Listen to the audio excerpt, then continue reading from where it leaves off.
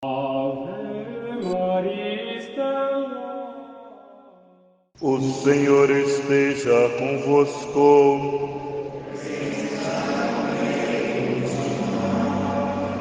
Proclamação do Evangelho de Jesus Cristo, segundo São Mateus.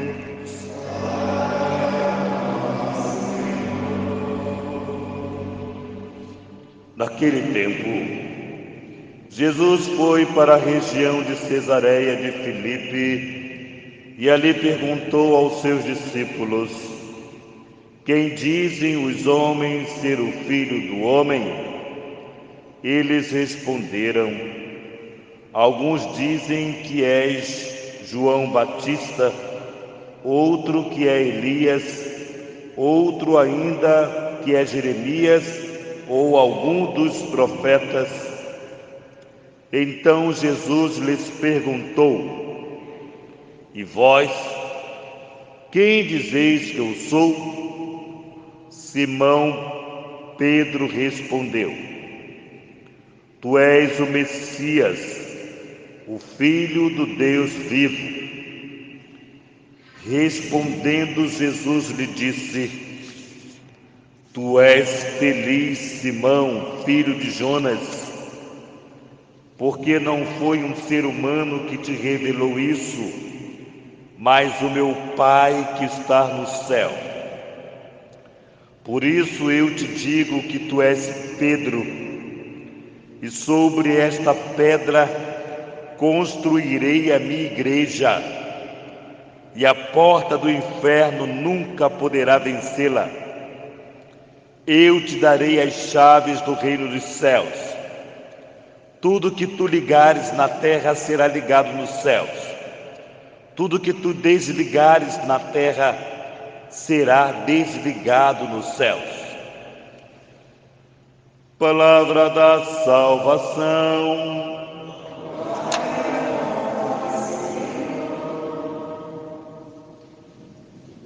Amados filhos,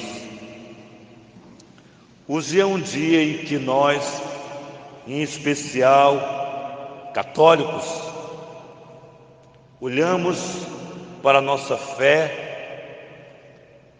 com entusiasmo, porque alguém soube viver a fé com entusiasmo. E quando eu digo entusiasmo, é a ponto de esquecer-se de si mesmo. Pedro não tinha família, Pedro não tinha parentes, Paulo não tinha famílias, não tinha parentes.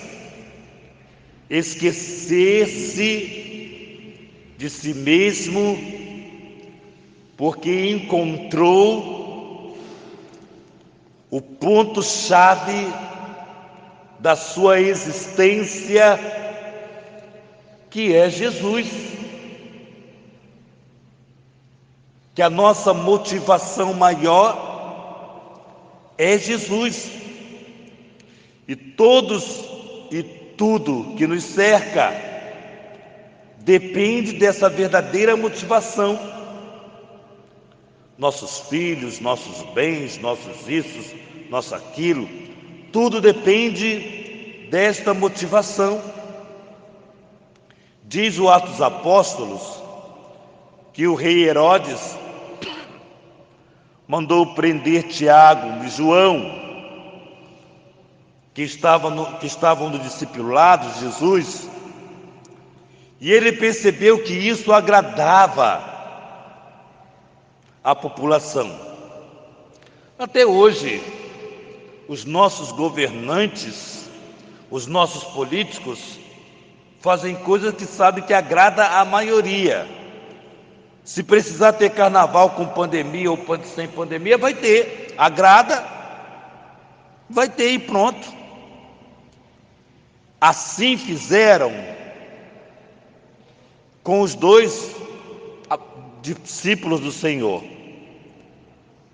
Mandaram matar Tiago e João e todos se alegraram. E aí o rei percebeu o que alegraria o seu povo para fazer o que ele queria, enfim. E aqui, amados irmãos, está o ponto-chave da nossa história. Quando souberam que agradava, mandou então prender quem? Pedro.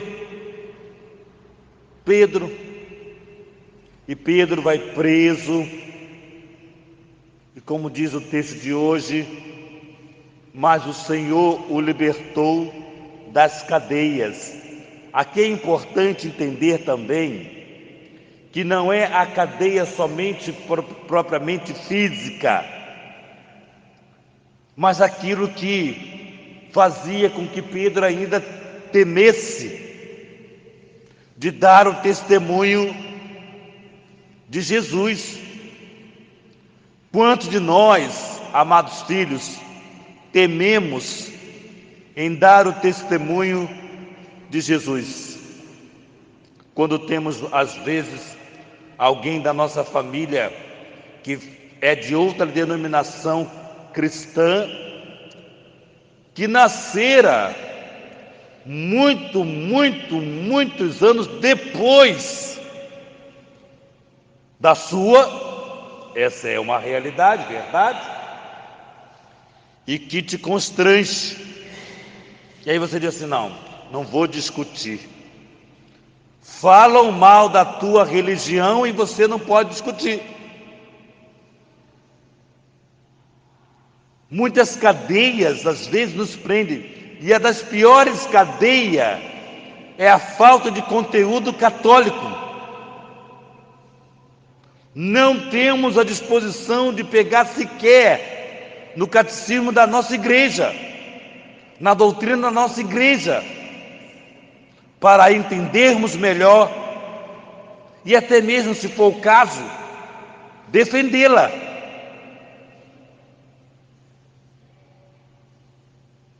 E por isso, muitas vezes, nós perdemos aquilo que os apóstolos adquiriram, que é a alegria de testemunhar a sua fé, esquecendo-se, repito, de si mesmo.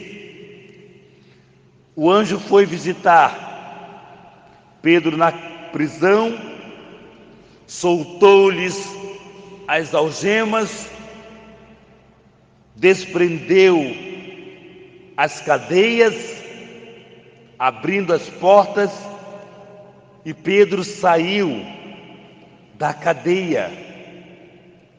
E da primeira cadeia era a cadeia do testemunho a Jesus. Muitos de nós estamos ainda presos, e muitas vezes presos na nossa religião, do costume que foram nos dados. E não é pela fé. Meus pais me ensinaram que eu tenho que vir à igreja. Eu vou à igreja, não sei nem por que eu vou à igreja, mas eu vou à igreja. Essa cadeia precisa ser libertada para que estejamos na igreja por amor a nosso Senhor Jesus Cristo. E uma vez tendo amor a Jesus Cristo, nós enfrentamos tudo que possa tirar de nós a verdade da nossa fé. Por isso que o salmista dizia: de todos os temores me livrou o Senhor Deus, de todos os temores. Ter medo faz parte da vida do ser humano, mas quando se tem a graça de Deus, se supera o medo, se supera. Por isso, de todos os temores me livrou o Senhor Deus. Por isso adentramos na carta de São Paulo ao Timóteo: quanto a mim, já estou para ser derramado em sacrifício, diz São Paulo. Olha o que é se convencer da fé. Uma vez que nos convencemos da fé, nós podemos dizer como São Paulo: aproxima-se de mim o momento da partida, combati o bom combate, completei a corrida, guardei a fé. Ou seja, São Paulo se revestiu de Cristo, e uma vez revestido-se do Cristo, tudo é um nada, porque Cristo passa a ser o tudo em cima de tudo. E aí diz: para mim agora é manifestada a glória de Deus, a coroa imperecível, que a traça não come, que os vermes não destrói, que o ferrugem não aniquila, a coroa imperecível, que é a glória da Santíssima Trindade, do Pai, do Filho e do Espírito Santo. Então veja bem, amados irmãos, estamos diante do testemunho de dois homens que conheceram uma fé que enfrenta os olhares do mundo, enfrenta as correntes do mundo, vão enfrentando as correntes, porque sem essa fé real, que faz com que nós coloquemos acima das nossas famílias, dos nossos interesses financeiros, dos nossos vícios, coloca acima de tudo. Quando Jesus está acima de tudo, nós enfrentamos e adentramos nessa fé para responder a essa pergunta que Jesus hoje nos faz, como fez aos discípulos: o que dizem por aí que eu sou? O que dizem por aí? Tantas coisas ainda falam de Jesus, né? Se fôssemos responder, tantas coisas ainda falam do nosso Senhor. Mas um diz: tu és João Batista, tu és Jeremias, tu és Elias, ou algum dos profetas. Interessante que só recordam homens que testemunharam amor a Deus, que se esqueceram de si mesmo. Elias, João Batista, Jeremias, ou seja, compararam o Cristo com alguém que amou sem medida. E aí Jesus pergunta para eles, e quando Jesus pergunta para eles, Jesus queria saber até que ponto eles estavam preparados para aquilo que iria acontecer com Cristo, ou seja, morte de cruz. Morte de cruz. E tu, o que dizes que eu sou? Pedro diz: tu és o Messias, o Filho do Deus vivo. E Jesus diz para ele: tu és feliz. Amado, quando respondemos quem é o Cristo para a nossa vida, isso depende da nossa ação diária, porque a nossa ação diária nos comunica quem é Jesus Cristo para mim. se eu não tenho um ato de misericórdia, Jesus Cristo não é meu Deus. Se eu não sei perdoar o outro, Jesus Cristo não é meu Deus. Se eu não tenho compaixão das pessoas, Jesus Cristo não é meu Deus. E é tanto que o Espírito Santo revela a Pedro: tu és feliz porque não foi na carne que te respondeu, foi o meu Pai, foi o Espírito Santo que te respondeu. Meu Pai do céu te revelou isto. Ou seja, quando nós agimos na carne, na nossa fé, nas nossas verdades, nós construímos um Deus que não é Deus, um Deus que cabe no nosso bolso, que aceita tudo que eu penso, tudo que eu falo, que concorda com o que eu quero. Mas quando nós respondemos no Espírito Santo que recebemos no batismo, nós falamos o que Deus quer, nós agimos como Deus quer, nós esquecemos de nós mesmos.